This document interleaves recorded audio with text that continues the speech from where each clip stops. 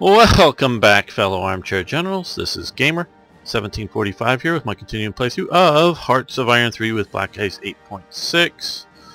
Of course, we're playing with Germany. Recently, they've announced there's a Black Ice 0.9 coming, though they don't say when. I think it's going to be a little while, but I'm not exactly sure. I'm at this point not planning on starting a new series with it coming out. We're going to stick with this. I hope this stays popular enough. That's, it's right now on that sort of verge of no, it's not like on the about ready to go, but it's just sort of iffy right now, I would say, to some degree, numbers wise, because we're falling down, and well, not that bad. I'm trying to think over the last week or so, so it's not going away anytime soon. But I guess what I'm worried about is long term, not because I don't want to say, oh, it might not be here next week. No, that's not the point. The point is I'm thinking ahead, and I don't know. So don't be worried, but it just, you've got to keep the viewing numbers going, viewing minutes up. Okay. One thing I do want to, I'm not doing it this episode. I might, I want to accumulate a few more of these special HQs, and then we're going to do some reorganization. Now, I've already been starting it, but I'm going to go over the organization. So even if I've done some stuff off camera or stuff, in other episodes, you can see what and why I'm doing it. Submarine crew. Okay, that's grayed out. That's good. Now we're... Okay, so we're doing pretty good there.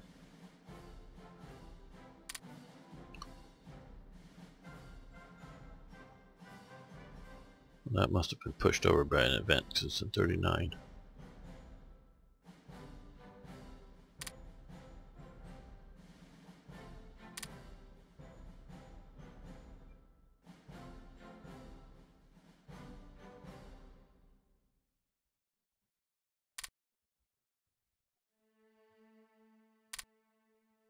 Okay, we'll do that.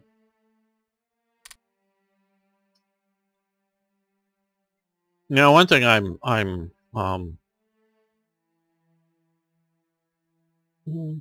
know if surprised is the right word, because you can see here we're playing on hard, which is giving, I don't know why the Dutch have such, and the Belgians, but the Dutch particularly have such bad internal security.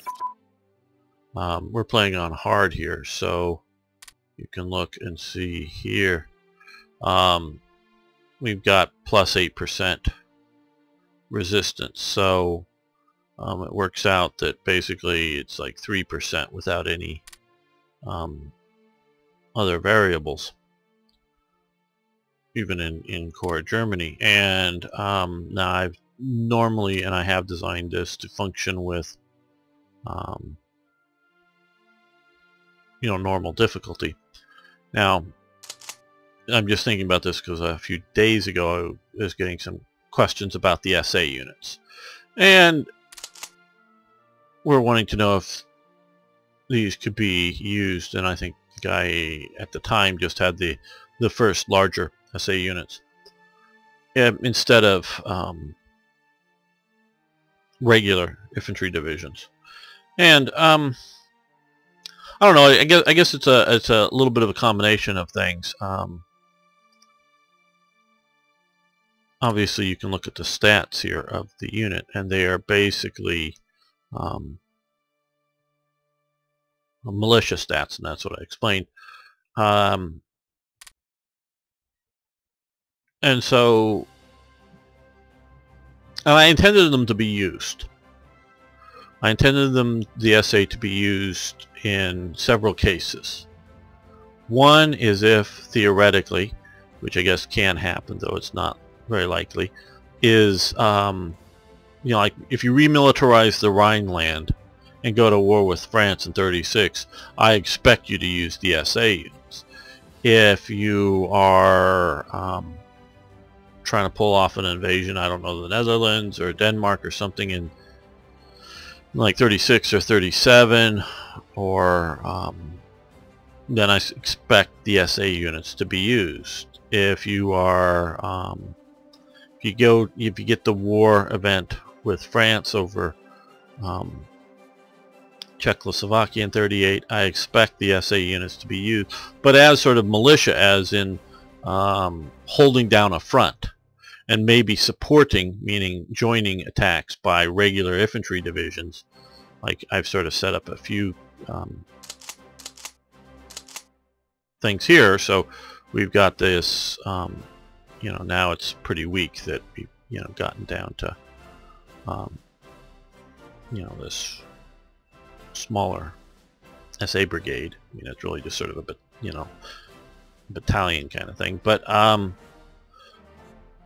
if it was a strong, supporting regular units, so I expected them to be used that way.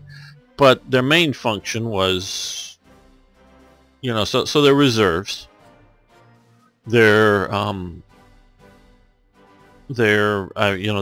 internal security type troops, and of course the SA primarily were internal security for Germany, and not used in other places heavily. Like I mentioned before, there was an SA unit established in Warsaw of Germans that were living there. A few other places they were most assuredly used. So it just, if you are not sure of what or how to use the SA units, that's how, they're, now I just sort of for looks and for I don't have a much better use for them right now, using them or just leaving them where they are. And that's part of, and I mean, that's what I've meant them for, to be, to be used since they were created. And the main reason I made them, of course, was because they were a reality of Nazi Germany. And so they were really there. They were, so that's sort of for immersion levels, but also they are a bit of a pain in the sense, and I sort of meant them to be that way. They're not replacements for regular units. They're not, and of course, I've always recommended you to make sure that you don't upgrade them, especially the first batch, unless you really are planning to go to war with them, is that they're sort of a pain, and they're not going to be part of your all-conquering army, really. But in total, with all the events that you go along because you have the SA there, you get a lot of benefits for your regular army. And I very much thought of, well, hey, you create all these SA units and throw them on the map, and then players can use them as, militia, or they can disband them and throw, a bunch of manpower back into the pool. I thought about that, but then I also thought about, hey, if we give them manpower to the SA units, or reduce manpower to cover the SA units, then that's gonna, because the game is balanced, it's, for that they're not there, and that would be too much of a harsh thing. So I thought, and that's why I have the strong manpower strength strong, and then the weak SA units in the game, is that if you don't try to convert the SA units to other, because these I don't think, these don't have a convertibility set up in them, at least I know. So you don't try to disband them to get their manpower. You don't lose them in large batches, because I also figured that if you do go to war with France and they surround you and destroy a bunch of SA units, then you win. You don't necessarily get all that manpower back, because that would be sort of lost stuff. But if you do have enough of your SA intact, you'll get the reduction event if you're at peace.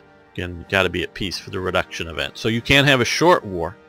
You know, you could have had a war and then have peace and then get the reduction in manpower with the big boost back to this manpower. So you're sort of dealing with the reality of it, and that they are a pain in the ass, but also not to overly disrupt yours as a player's build up for war. So that's sort of I guess just because I've had to deal with it a few days ago, sort of my thoughts on the SA unit, and that they are, I think, ultimately a benefit, but they come with costs, and not just manpower, but they're sort of a pain. You got to deal with supply for them and all that stuff, and they're not that great of units. But now, if you want to now, theoretically, you can disband them all, because you've got the manpower benefit back, and if you don't need them, you don't want them, they're cluttering up your map, they're costing you a little bit of supplies, whatever that may be. You don't want them, you can delete them. But then again, if we were to delete these guys, and you're playing on hard, you'll get a bunch more brown across Germany here. Right now it'd be 3% if there wasn't any influence on the zone. So just keep that in mind, and I think that's going to affect occupation in other areas, that penalty. So you very much may want the SA to do some light occupation duties, and they'll take on, you know, weak partisans, and you can stick them in your port cities to help keep, you know, counter invasion force and things like that. And they won't stop a determined attack, but they might slow down some sort of weak one. What was it? Us coming? Oh, submarine still. Okay, submarine. So that's just that. And so my thoughts on how you can use them.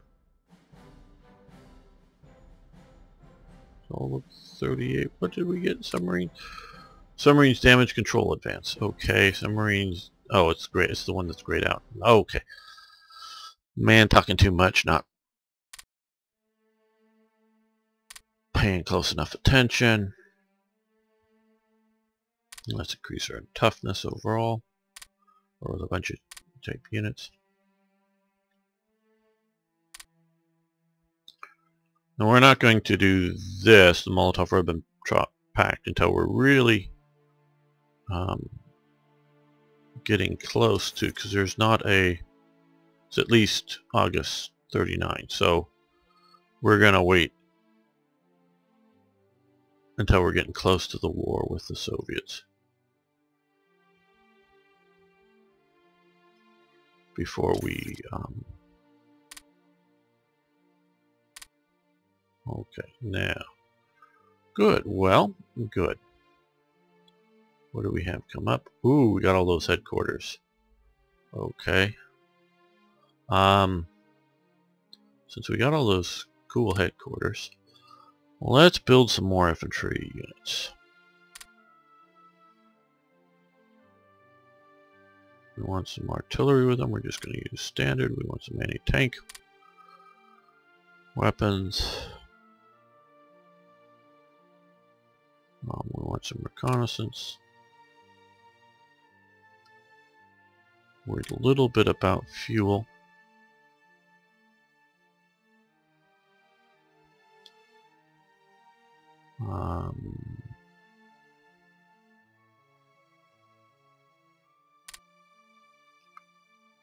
Okay, so that we get, you know, 8.67 versus 6. So, you know, a little over 2.5. I see. Seems like a big jump. Now, if you look here, yeah, that's, yeah, a little over 2.5, 2.76. So, And yeah, it goes up by 2 days. 2 days I'm not worried about if it's gone up more.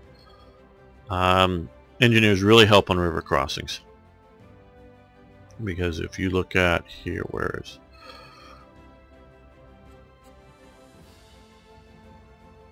river defense, river movement, river movement currently is minus 14%. Remove that, river movement is minus 23%.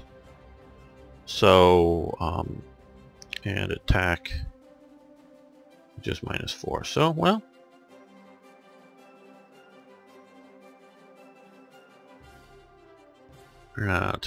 two ICs isn't really that. That seems fairly big, but I think we can afford that. So, yes, I think that's a balanced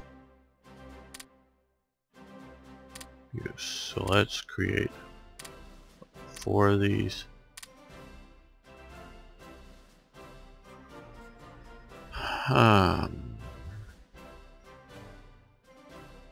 Let's move those 2 down.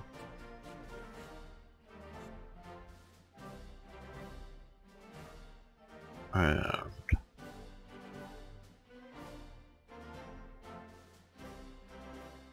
we've got a lot of bombers, but we don't have enough naval bombers yet.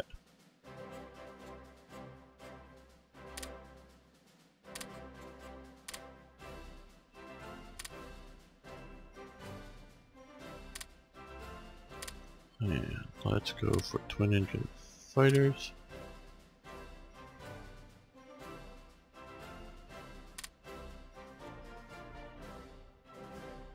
As well, so we'll drop these again down.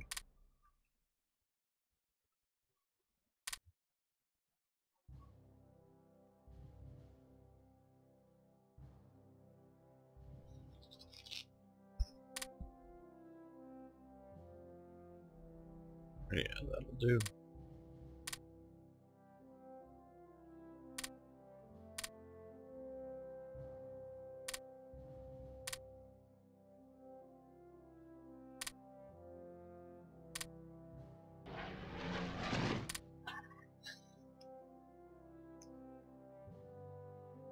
These are light bombers. We don't need a carpet bomber in charge of light bombers.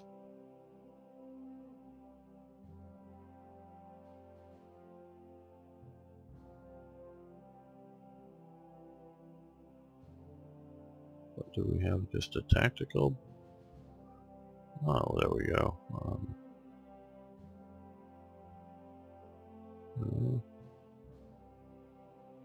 He's a... Yeah, let's just use him. And we're going to put him under Fleet Corps B for Bomber Command. Okay, all of these guys we're going to just drop here in our big stack of HQs.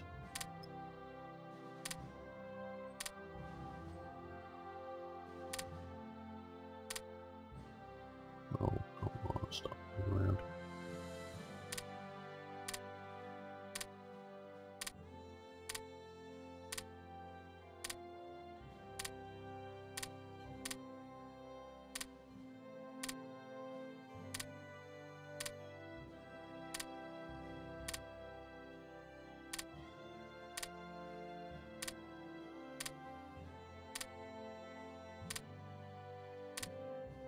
There we go. And we'll start new.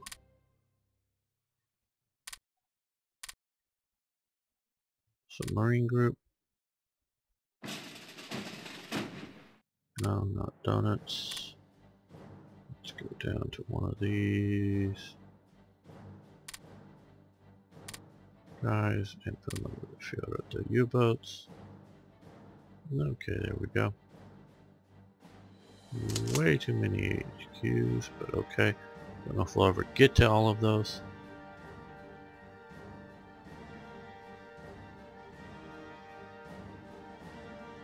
Oh. Ah, yes. Okay. Now, Let's look here. We can do Danziger War, but there is fortunately doesn't appear to be an end date, so we're going to wait on that. So what we want to do here is these is just quite honestly my poor modding. There is a place to put in a proper title for this decision, and since these were added by or you know are done by decision, and they should be done by decisions, but which fire events, it's just one more thing that I normally don't do. Obviously they're the same pictures. We can form these divisions. They cost some supplies, manpower. Yes. Yes. Yes.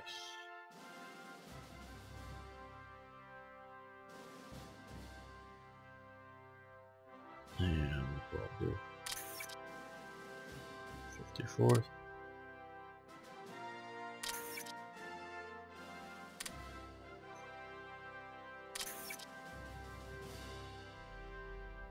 Now you also paid for these earlier on when you wanted to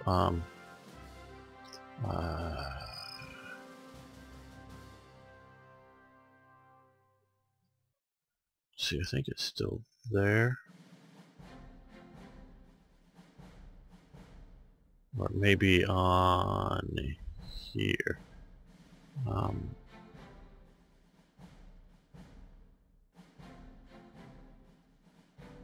Or may have timed out by now. There was a penalty. You were asked, do you want to form the Ersatzheer unit, and you paid a bunch for these earlier on. So if you think these are all free or just the 1,000 supplies, yeah, I'll take a unit for 1,000 supplies. Can I have some more, please? Kind of thing. Yeah. So you've paid for them before.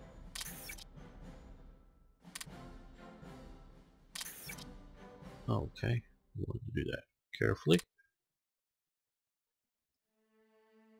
And so forward. Okay, so we've got all these guys. Now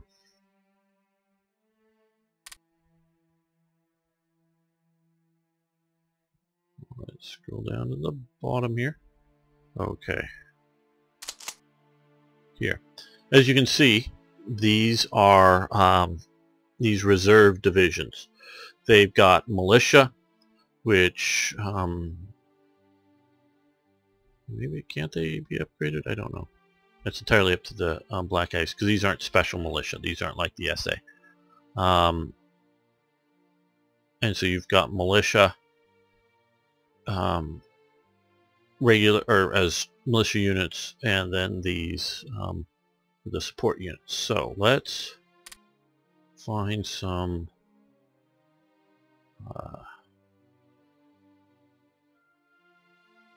sort of level 2 generals.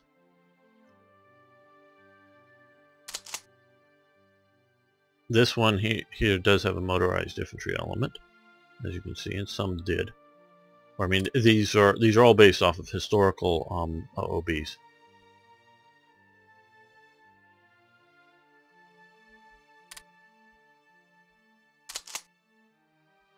And yes, this is a Panzer Ersatz unit.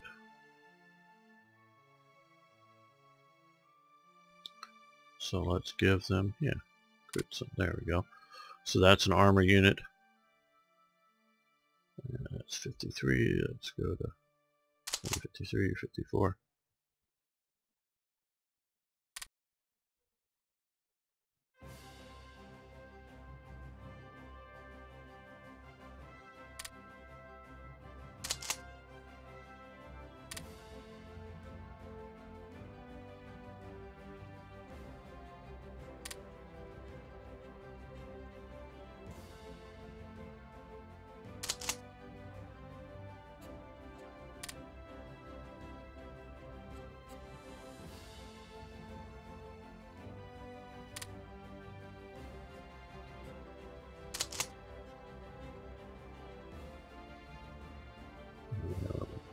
motorized version.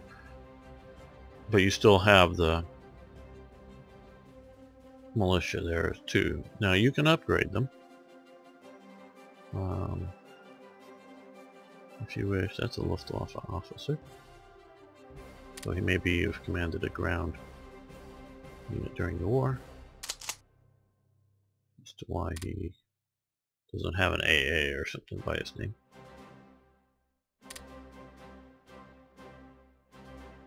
These units did face combat, and now see here, this one does have a garrison unit as part of it. And so that's going to keep this unit as being fairly slow, even though it has a truck transport.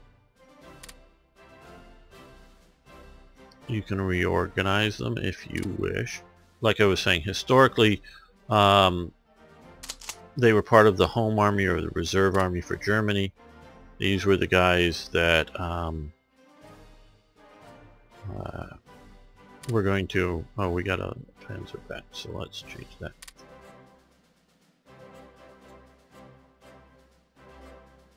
Let's find an armored. Yeah, I know I passed one, but he looked too good. And I haven't played with the... I haven't played a game with these yet. My last big playthrough, of course, was for the series, the previous series, and this was made during it. So we'll see how I use them. I have yet to do so. Lensman again. I don't know. Oh, here, yeah. So I don't know. So we have the armored battalion there. Cavalry recon.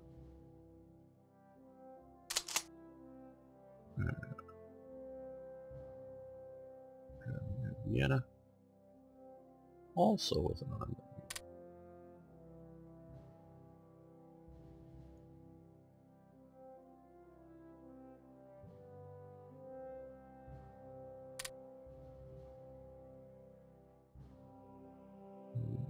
Let's go with 88.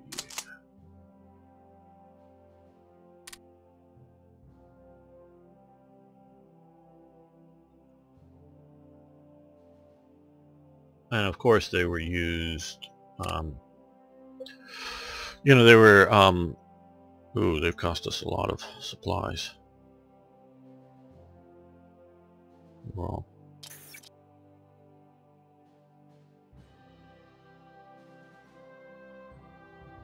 wow, that did put a big hole in our supplies. Okay. So what we need to do, or is that also, well, was it that much? And do we have, yeah, okay. And we have one more decision I want to do now. Oh, should maybe done.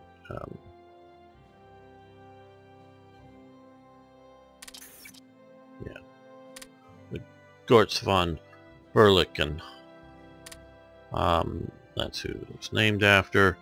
Do we want to do this ship? Yes, we're going to do that. Cost us some metal, but it's just going to be another ship that's going to sit down here with the Erlich von Hutten.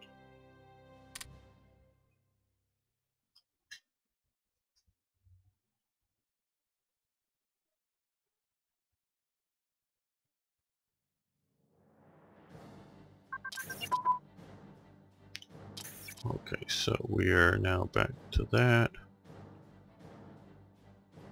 What I want to do is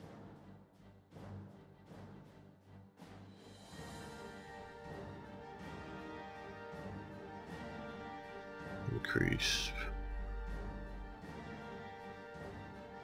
so we get a bunch more supplies stockpiled again. Okay, the 6, or the SS Totenkopf Standard, Totenkopf Standard, sorry. And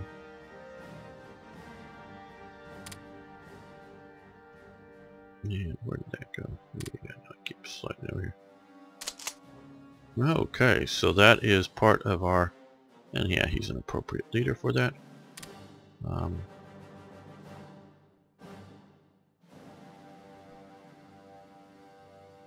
SSTV.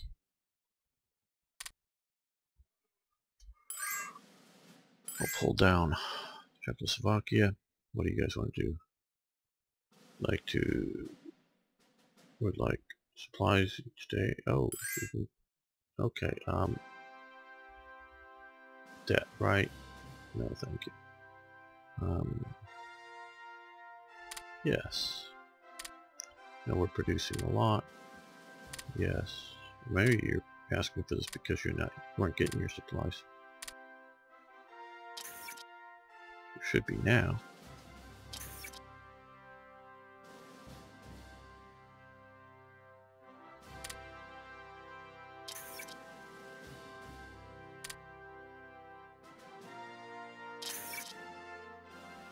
And oh, I was also another thing. I was told, and because I've never had the patience enough, when you're sitting like this and the dreaded red, especially in the last series of numbers here, goes red to 0. According to one person, I'm not saying he's wrong or right, but it just his experience has been if you click on nothing and wait it out, if the clock's rolling, and not because like I think the one time I tried to do it and it crashed, I was closing it, but if you click on absolutely nothing during the time period, it will roll through without crashing, just as a thing. Again, I'm not saying he's wrong. I think he's right. I just haven't gone through and experienced that to confirm or deny, if you will. Oh, good. Yeah, we're waiting a few more of these. Okay, and yes, he's also good. And probably historical, but definitely okay, we've used up all of our slots for the SS Totenkopf unit, so we'll give it to him, this unit, whatever. And, oh shoot, we are using up lots of supplies. We're going to let these events just sit here for a moment.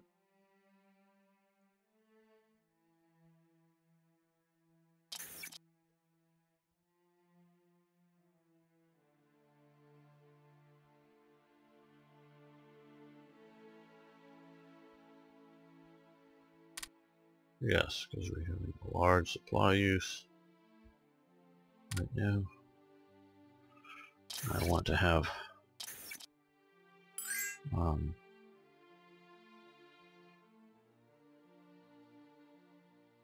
this is going to be another one, 2,000 supplies.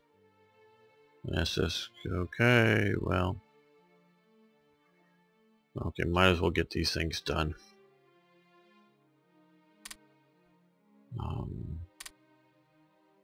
No fuel. No fuel. Okay. NSKK transport standard to tote. This is sort of the starting of transportation organizations of the NSKK to support operations, where, if you will, roughly up until this time, the NSKK has been doing a lot of, they were sort of motorized elements for the SA and training organizations and all this. Here, basically to transport workers, supplies, material. So we will take that. We'll put supplies. Okay, SS Pioneer Schule Harjko. That's somewhere in this part of Czechoslovakia. We can expand the SSVT, or the SSVT is expanding. Would we like to set up a pioneer school? Now, this is a pre-war picture of SS Pioneers. That's their patch. That patch stopped being used at some point. In use in the time period of this event, but that's their cuff title. but they stopped having the spade and pickaxe on it after a while and just had standard SS's. There was an SS Pioneer Schule hardship school, I don't know, but it was not created, I don't think, until 42, somewhere around then. But there was SS Pioneer Sturmbands well before it.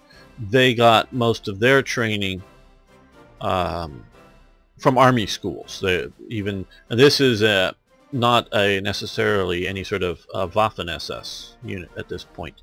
This was just to set this up there. So when I read about the school, and I read about it that it was in Czechoslovakia, and also reading that they had earlier had that, I decided to make an event that you can build the school now earlier, or you can not now and leave it to the hares. And there will be another event with a different picture to build the school later on. I'm going to build it now, even though I'm going to run a deficit again with supplies. Ascari pensions, yes, we've already committed to doing that, and yes, we will do Hares Group C, and that. So,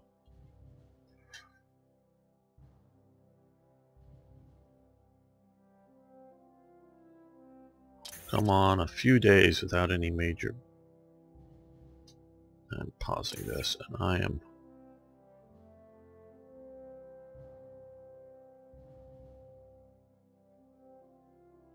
going to go to 200 plus supplies.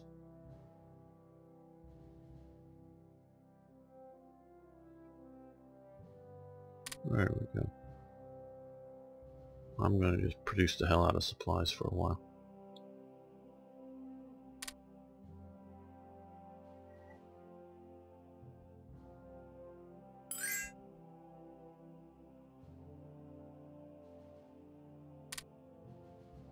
Yes, paid for.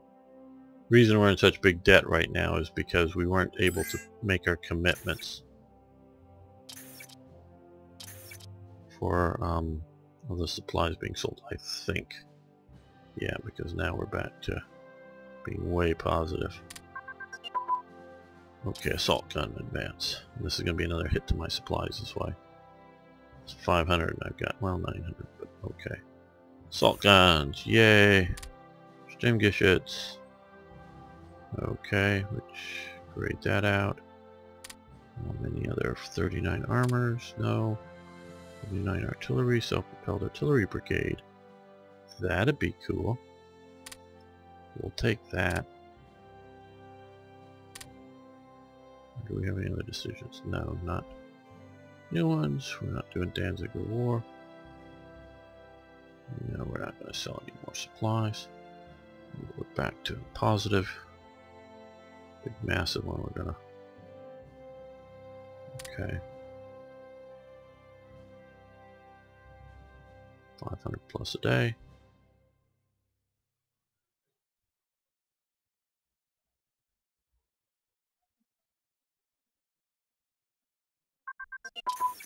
And submarine hulls over there. That's nice. And it's grayed out. Alright.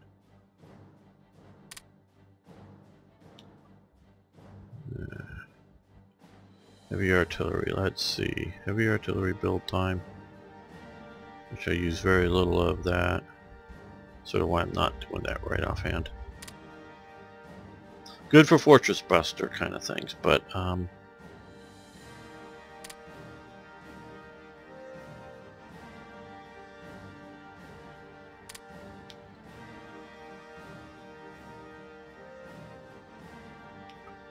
let's do close air support.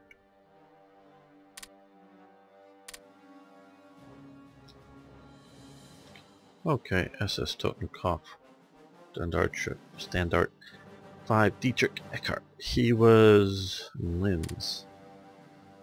Yeah. How much ignorance do I want to show about Dietrich Eckart? Not this guy, even if he was historic, because I don't want to lose him there. Oh, he dies, I think it's the early 30s. Yeah, I think maybe before, maybe it's even earlier than that. He was a sort of a Freikorps guy, then gets involved, I think, in Strasstruppe. Maybe it was in the 20s he died. Strasstruppe Adolf Hitler. Oh, no.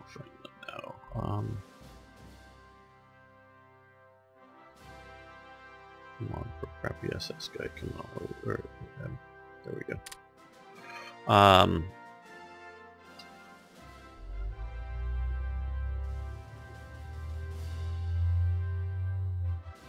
Let's think that one is.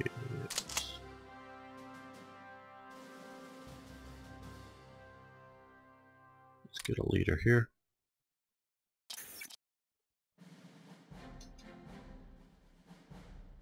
Oh, get out of my way.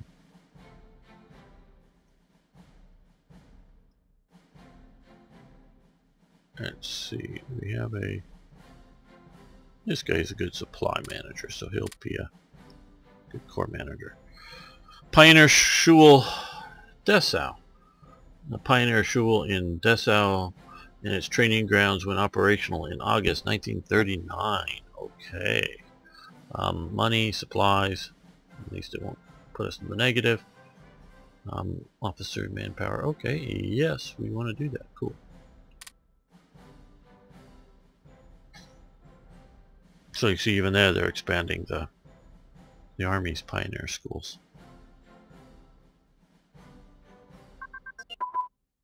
And airborne assault tactics. That will help us considerably there. Efficiency, that will be good. Let's come over here and do ground control for 39.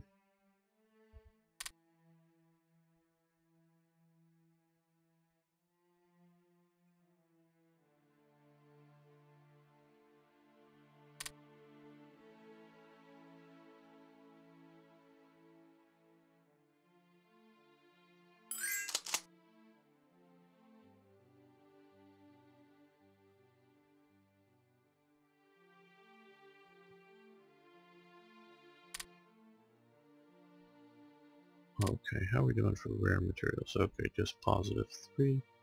Almost there.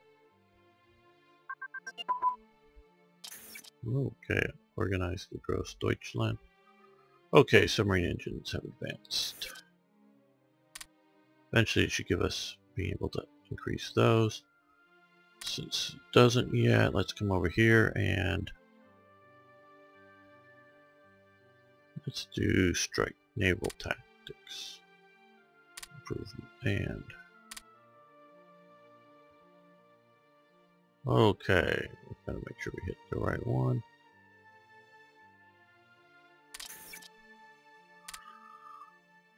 Okay, Elite Infantry Regiment Grossdeutschland, that of course means Greater Germany. In the first weeks of 1939, Hitler ordered the Watch Regiment, the Guard Regiment, the unit created in the threat of revolution, to be renamed Infantry Regiment Grossdeutschland. Yeah, this, as you know, they talked about the Guard Regiment was created in 1921 to offset the threat of revolution. You can look back in some of the stuff that I've talked about in the Spartacus Revolt in Berlin, that this was a reaction to, there was a military unit formed to guard the president, I guess, basically the leader of the state, but also the government to react to that. And that was there, and as part of the security. And then once Hitler becomes chancellor, he gets a both an SS and an SA security element, or he's had I guess I should say he's had an SS and an SA security unit around him, and there was both. There was both the SS and the SA. The SA basically goes away around the time of or I don't know exactly, the Night of the Long Knives and getting rid of Ernst Röhm. I think the last SA guy that's around him and through to the end of the war is his driver that he uses, who even late in the war is still wearing an SA uniform. He's still in the SA. Okay, we're going to pause this here. Sorry, phone call. Back. Okay, so Hitler had his SA and SS specific security units. Once the SA is gone, the inner security is held by the SS. The outer security is held by the army for the facilities, shall we say. And by that I mean the Reich's Chancellery and other sorts of buildings that the Fuhrer is occupying. And that there is a, as we are seeing, here, we are seeing, you know, the Fuhrer headquarters with an army security as well. The Fuhrer train has an army security. That type of thing before the war even starts. He has military security around him. The inner security is SS. His mobile security is SS. And I don't know how many have either heard the story, but early on, this is during the time period when I believe Hindenburg is still alive. So this is early 33. He's become chancellor. Hitler's riding in his car. Hitler doesn't drive. Riding in his car, and he has some security men with him there. The security men notice his car is being followed, and these are SS security men. Notices that his car is being followed. Well, Berlin is inside of Prussia at this time. This is still with the old sort of patchworky distribution of German states within Germany. So there's of course the Prussian police. I believe he was called the president of Prussia, was Hermann Göring. So Hermann Göring at this time is in charge of all the police in Prussia. Well, so the Hitler's car, Hitler's team in the car realized that this car is following and making multiple turns, following Hitler around. So at first they start to try to just take a different route to see if the car continues to follow. It's still following. So they then race away, and I don't think there's any shots fired, but they're sort of getting ready, because as they start to race away, this other car speeds up behind them and tries to keep up with them. But Hitler likes really powerful cars. Again, even though he doesn't drive, he's really sort of a motorhead in that kind of thing.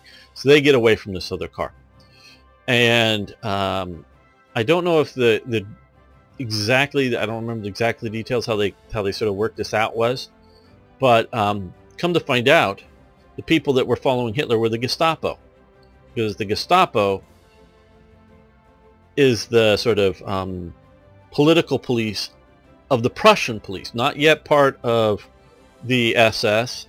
Himmler is yet to be in charge of all the German police units. So this was Göring directing the Prussian police to make sure that Hitler is followed and secure, but they don't communicate with the SS at this time. So there's this sort of car chase around Berlin for a while, and there's a bit of friction, and it gets worked out. But as who has what responsibilities, and coordinate. Oh, it's this car is going to be the follow car, because Hitler is after this point. This is all very within the first 3 or 4 months or whatever of Hitler coming to power. and as they're getting around. And so this is something that hadn't necessarily been done before, and so it gets all coordinated as who's doing it and have a follow car in case there's trouble. So it's sort of concentric rings of security. Now, as time goes on,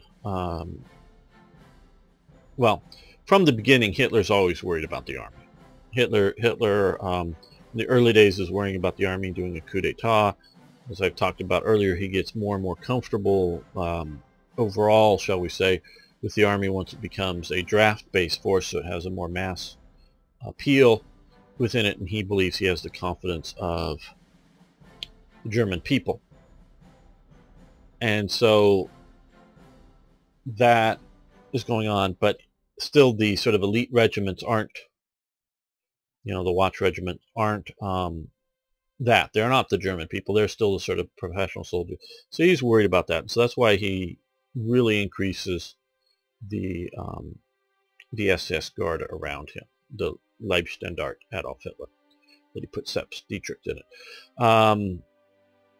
But as we're looking at this event here is these were really thought to be elite soldiers, and I think it's a mix of what to do with them as well as the army, as well as they want to be in the army, so they set up this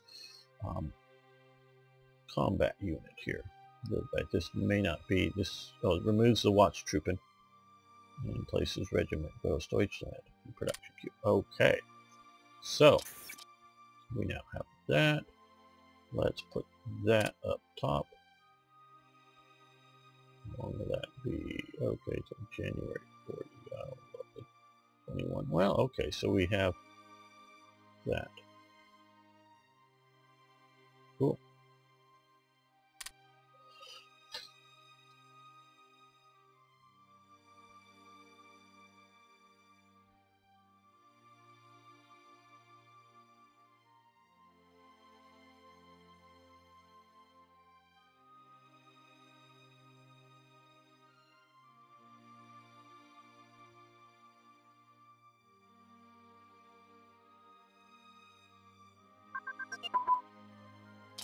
Okay, light anti-aircraft armament advance, and I believe that is for light ships.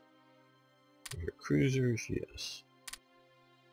So we're going to stop that, come down here.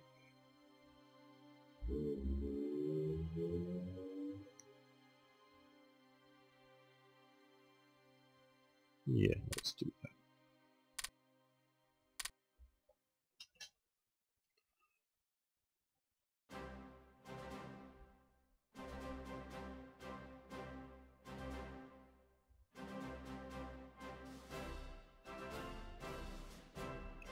So, like I said before, I have not played with any of these new units that were developed by TRE. Mostly by Vlad Virgil, who is no longer active. But so what I think we're going to do is I'm going to keep them as garrison type troops. I'm not planning on putting them out in the front.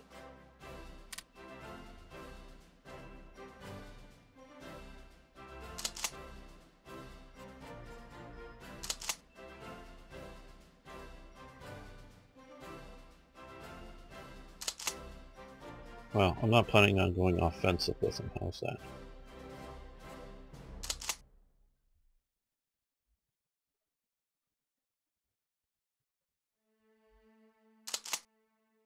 It's going to be a big, huge, massive amount.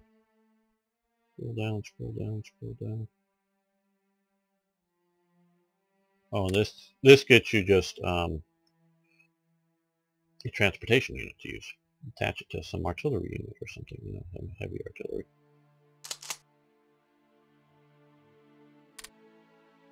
Okay, well, this is interesting. So we have a panzer unit that is motorized. What? Okay, let's see how. See, it's only going to move because of the militia at 2.2 miles an hour, and that's in good terrain. You notice it does actually change a little bit. Because the way they do their creative way of doing stuff. And we could upgrade it.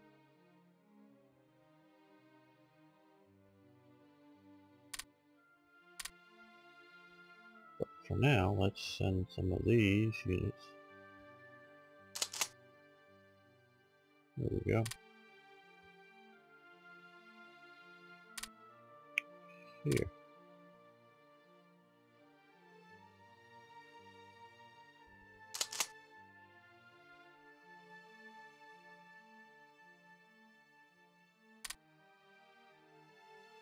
Okay. This one didn't get a leader. Wrong. Here, let's do him.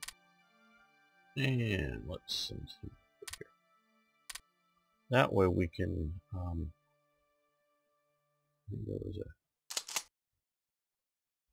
Yes.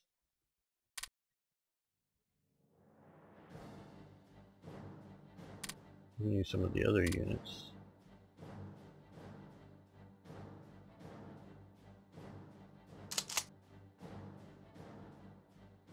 I think I talked a little bit earlier about this. A lot of these units, they were equipped with, you know, with all the regular sorts of equipment, artillery pieces, anti-tank guns, but they weren't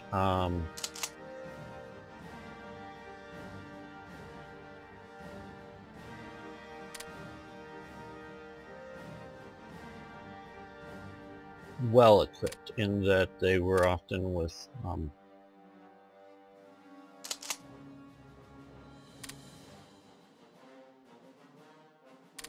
outdated equipment and outdated anti-tank guns.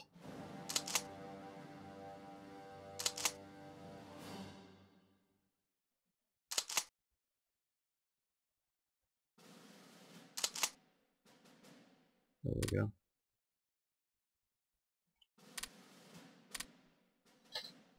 We'll later send some other stuff, other directions.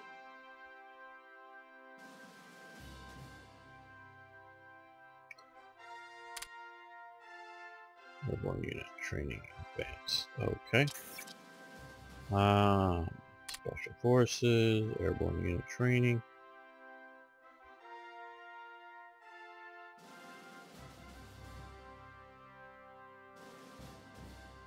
Yeah, we'll let that go. We want that high organization for them.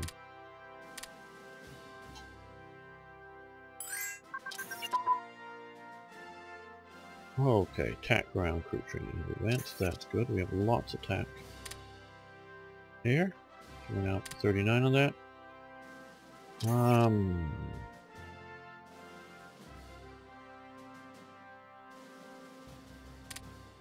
Superiority tactics, that would be useful. Yeah, we'll let that go. Okay, here is Group A, Nord Commando. Yeah.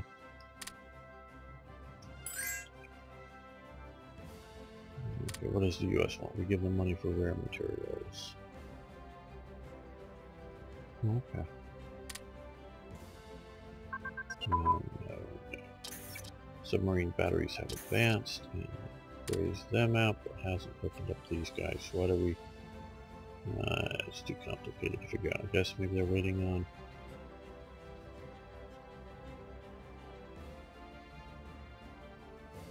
fire control or support submarine, which we'll research soon.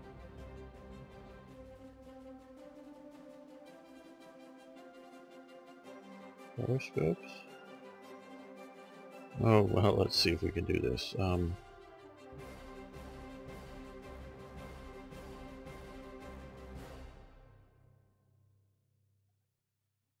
Okay, yeah, so it's the one can't really move the cursor, but second from the bottom, I guess, is what we're waiting for. And so the torpedo tubes and periscopes. So we're waiting on these two, which we're already researching, which are probably pretty high up there. Then we can start researching more there. Good. Okay.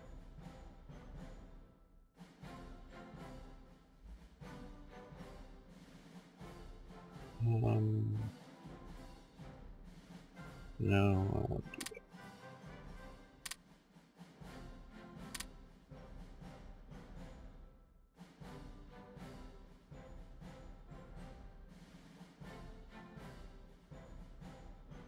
Now, of course, is roughly the time World War II started. Operation Himmler, and I found a really great source.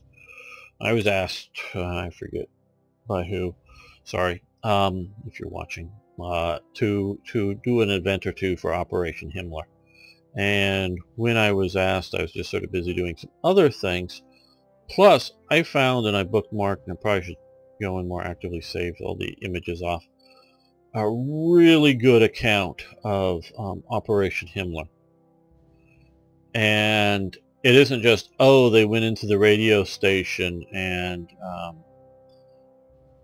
took it over, killed the people there, left a few dead Polish soldiers or dead prisoners in Polish uniforms. That's what it was, in Polish soldier uniforms, and broadcast some stuff. They went into up and down the line, a lot of places. There was a lot more activity as part of Operation Himmler. That some of it was various commando type activities that were capturing some bridges and some things, and I really sort of wanted to go in and do that and cover all of the operations as sort of an event chain series that you would start off, and so I just never gotten around to that, but something that would be really cool. Okay, aero engines, and yes, grayed out, fine. And Blitzkrieg Doctrine, which I don't think will be grayed out, but we want to take a look at. 1940, in September, we have another 39 Doctrine. I'm going to let that go, but we need to shift the air engines. Do a little bit of that.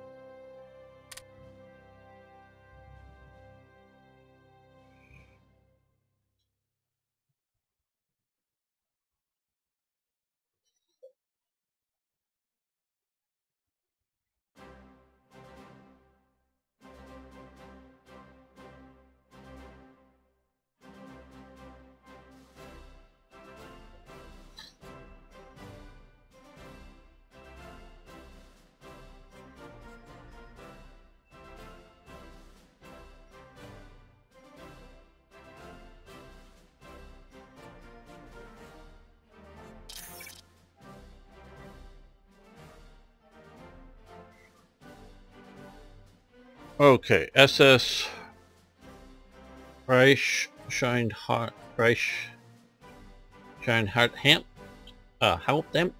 Sorry, I'm butchering that. SS Obergruppenführer. I got that one right.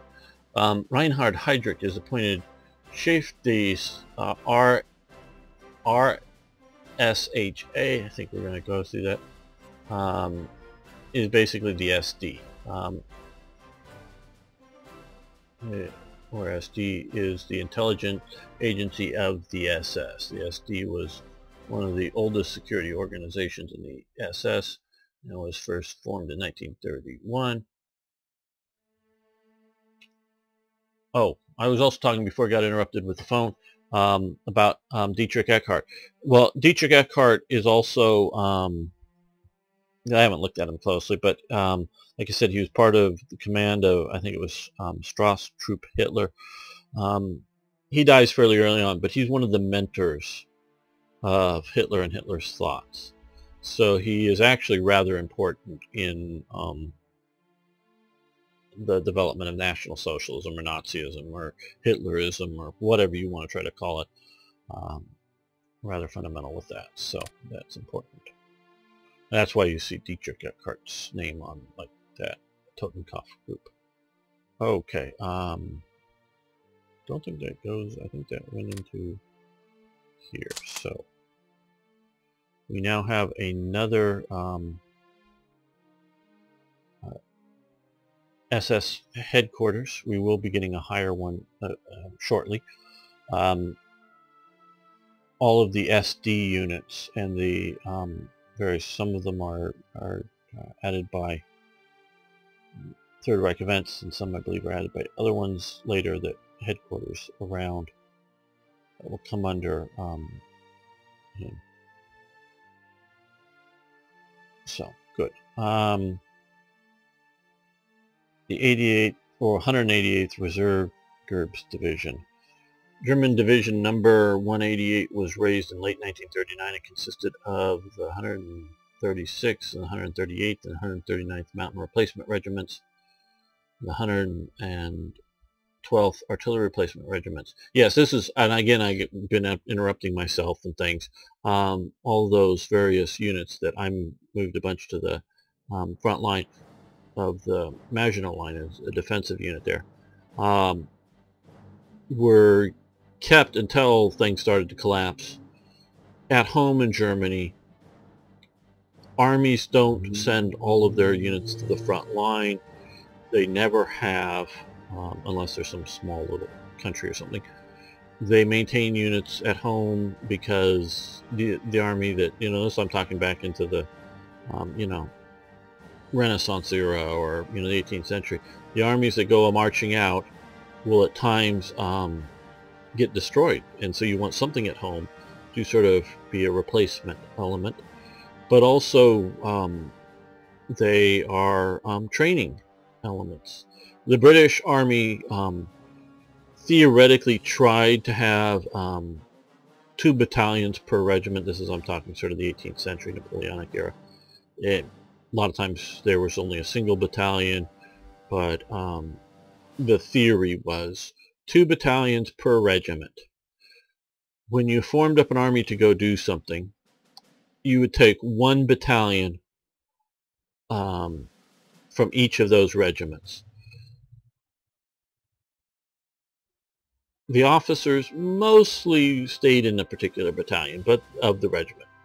But sometimes they might get shifted around. In peacetime, most divisions were under strength.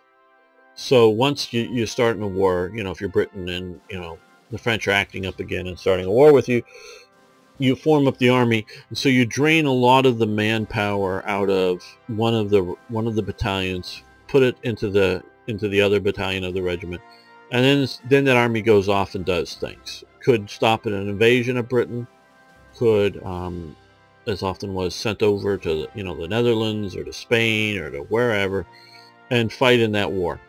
At some point, generally speaking, well, as time's going on, often you get drafts in from the other brigade, other battalion. So often it was the 2nd battalion, but not always.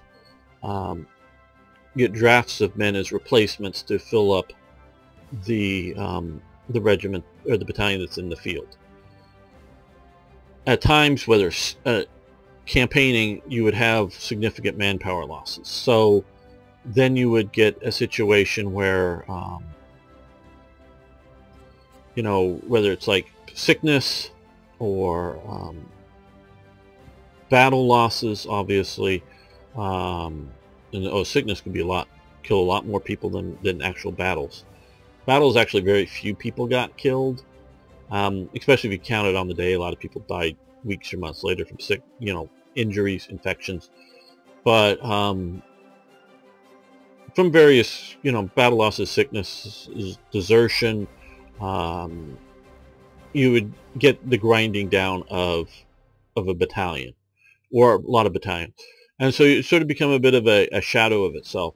And they would often decide to send that unit home to Britain, or maybe the whole army, because there may be more than one army that's marching around. I'm using the army as sort of a organized group of units. This is before divisions were formed. And the divisions really start first being formed up in the Napoleonic Wars. But the army, however big or large it is, maneuvering around. And Britain would at times have, with the various things. Have one in the Benelux region and one out in the Mediterranean and whatever.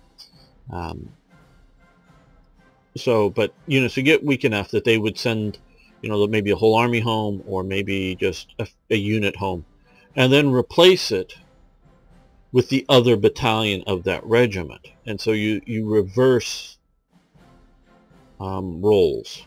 And so they would do this a lot. That's sort of the theory within the British system.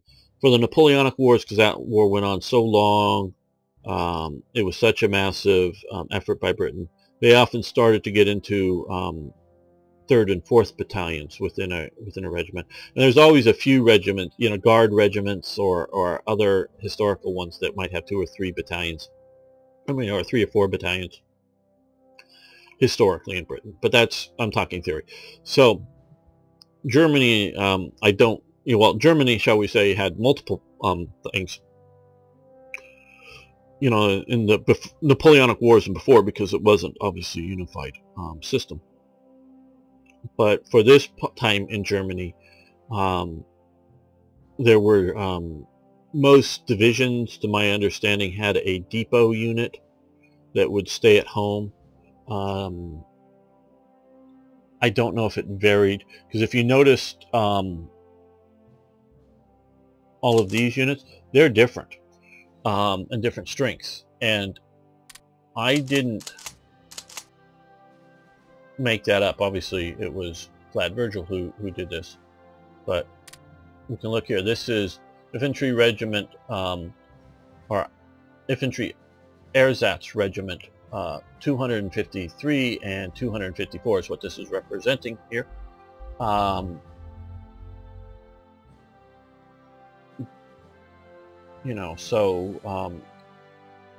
This is, has 4 regiments.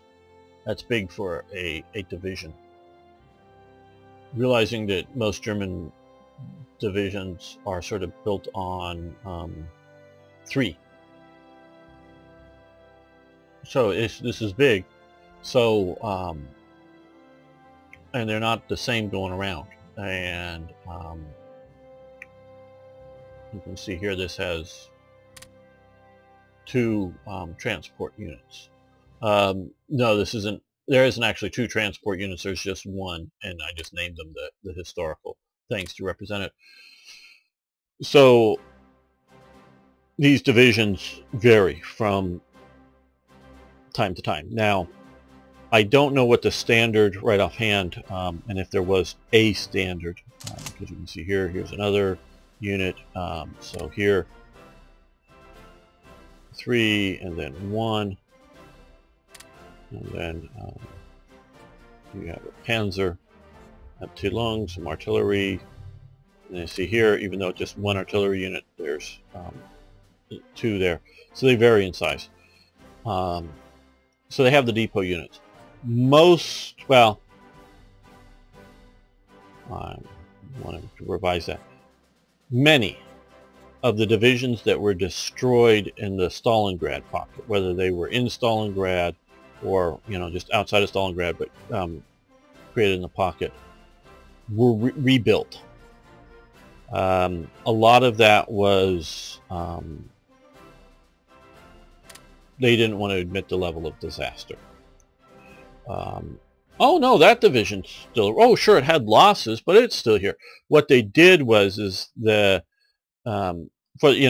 you can see some of the movies. They're flying out wounded personnel, but that was minuscule to the overall disaster. Most of it is the depot units as part of the divisions that still existed. That personnel was used as a core to reform the divisions lost in Stalingrad. So most divisions had a depot element that did do training, was a source for replacements, most assuredly. And so that's how you got through some of the manpower for replacements in divisions. But a lot of it was also these other ersatz units that men would go in. If you notice the earlier picture that I used, in peacetime, most of the activities, Germans didn't wear their uniform. The German soldiers didn't wear their uniforms. Those uniforms were high quality, expensive clothing that they didn't want to damage. Wearing the pants a bit more, I think they may have gotten pants more often, but a lot of their training was sort of done in like white linens or whatever. I don't know why they do it in white, because that's something you get dirty, but maybe that's why, so you clean them up. So they would do that in that type of clothing that was much cheaper. If it gets torn, damaged, no problem. They would sew it up. They didn't throw the stuff away. They would sew it up, but the hand stitching patches, you had several of those on your sort of, I don't know if they were all linen, but the sort of light white cotton or whatever sort of training field outfits. If there was a lot of sewing and mending going on, then hey, no problem. These are sort of your you're not worrying about how you look. Yes, obviously they cleaned them and they did all the soldier stuff of keeping clean, but it was showing some use in them was no problems. Once the war starts, they're out there in their uniforms, and they see, if you look at soldiers after a while, they see all the mending that's going on with the stuff. But during peacetime, you don't get that. So these training outfits were training up a lot of soldiers, and since they weren't depot units, they were sort of regional depot units. So a lot of German divisions did have a geographical location to them. And so, so if your division was from Bavaria, you normally got your replacements from Bavaria. So they weren't necessarily, the depot unit for X division, but they would send out troops to certain divisions. And so that's how they sort of worked. Okay, but let's continue with this. And the 112th Artillery Replacement Regiment, plus supporting units, it began the war on border guard duty in the mountain region between Austria and Yugoslavia, with the primary mission of training reservists and replacements for regular mountain divisions. In the spring of 1941, it joined the invasion of Yugoslavia. Okay, interesting, nice. With 3 of the mountain regiments given responsibility for seizing control of Carolinia and Carinthia on the Yugoslav side of the border, which they carried out quickly and effectively with little or no resistance. Forming the unit will have a boost in training reservists and replacements for regular mountain divisions, but with large costs and supplies for training purposes. Also HQ with 2 regiments for the 8th GERB Division are formed. Fires another GERB's event if GGA mod is not used. Okay. We're using the GGA mod, so it may check that or something. Cool, like the image. So 9,000 supplies. Lose some manpower, doing some training, or no? We're gonna go for it. Okay. And it looks like it showed up on the map.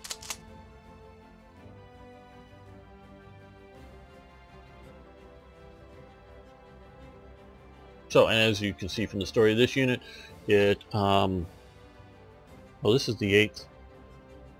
Yeah.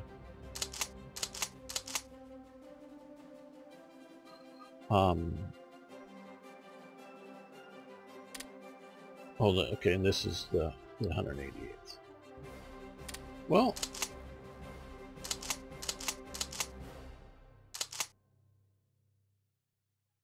I thought I said it wouldn't do this if it, well,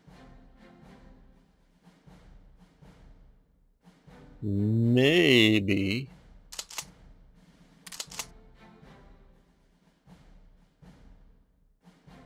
Maybe because of the way I put this thing together? Or maybe that was just talking about the headquarters here. Okay, that's the reserve unit. There's the 8th Group Division. Gebirgsjägers. Okay, well. So, and you see in the story of this unit how it was a reserve unit that did. Now, you got to remember, with the Yugoslavia invasion, that was an unplanned invasion. Yugoslavia was part.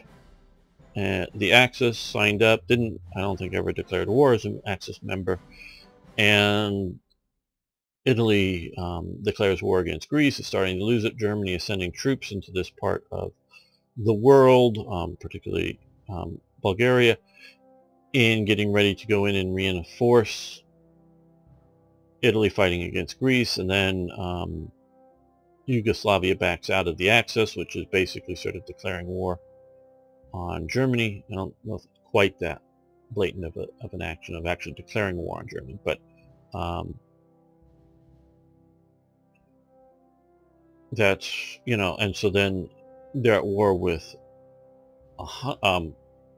Yugoslavia. I'm not saying it was like they didn't have any hours or days of planning, but it wasn't like a Barbarossa or Fall Gelb that we're all getting ready to go after France. It was like, oh shit, we've got a new front opening up. And so there's how a reserve unit was used in history, and that's very much how I hope to plan to use them, but I may get tempted to send them out to the front line, generally speaking. We'll see. I'm going to end the episode here. I want to thank you all for watching. I want to thank you for liking the episode. I do appreciate that, and of course, please post comments, suggestions, ideas. Additional history can be posted below, or corrections to what I'm saying. I really do appreciate it. I don't get upset with it. We have had several sort of political discussions. I really appreciate those who comment on that kind of stuff. I do not want this at all to become, you've got to agree with me to want to hang around. I will, I want you to disagree. I actually want people who disagree to stay around. I want you to be a part of it. I want you to participate in the discussions if you disagree with me. I will comment back saying why I think you may be wrong or right, or yes, but, yes, that would be a good idea, but I don't think it's feasible, or whatever. I don't expect you to then capitulate and agree, okay, you're right. No, just you state your case. I'll state a counter case. If you want to continue to engage, I'm happy to have continue to engage. Don't take it as any sort of personal attack. And don't think it's like I'm trying to drive anybody away. It's just sort of part of the way I am, and that I feel that if you've taken the time to make comments in support or against me, I sort of want to address them of why I think the way I do. And so I really appreciate those who comment, especially those who disagree. I mean, sure, I love people to validate my ideas. Yeah, you're right about that, gamer. That's, that would be a good solution to fix the whole world. Yeah, that's nice, but that's not what I'm looking for or why I do it. So if you do feel that you want to comment, it is not a safe space, but it is not a place that, and I won't tolerate people, and I don't do it, personally attacking others over their ideas. And disagreement is not attacking, but I guess how I can put this is, I generally don't say this, and I wouldn't ban somebody, but I wouldn't also saying is, you say somebody's idea, oh, that's an idiotic idea, because we all have idiotic ideas at times. That's different than saying somebody is an idiot, if you get the distinction. Critique the thought, not the person, because we all have idiotic ideas at times. So yes, so that's just sort of the way another sort of nasty person, really sort of nasty personal contacts will get posts deleted. All happened on the same day. Two different people commented on, I don't know if I've mentioned this before, commented on a few weeks ago now, on some of the King's Crusade videos that I have been talking about the Crusades and my thoughts on it. And I deleted them because of, not that they disagreed with me, but they're rather foul language. No, it doesn't shock me, but I'm trying to make this, what the sort of current YouTube buzz term is, advertiser friendly. which also sort of means family friendly. So, and it was very, it was Marine sort of foul-mouthy kind of stuff. And I can take it. I'm not upset by it, but it just, you don't need to do that. You can, say that my thoughts are bad, wrong, whatever. And I would have left it all there if they had just done that, and I would have engaged the people. But because of the foul language, I just decided I was going to delete it, and that's what I did. So that'll get you deleted. So thanks again. See you next time for more Hearts of Iron.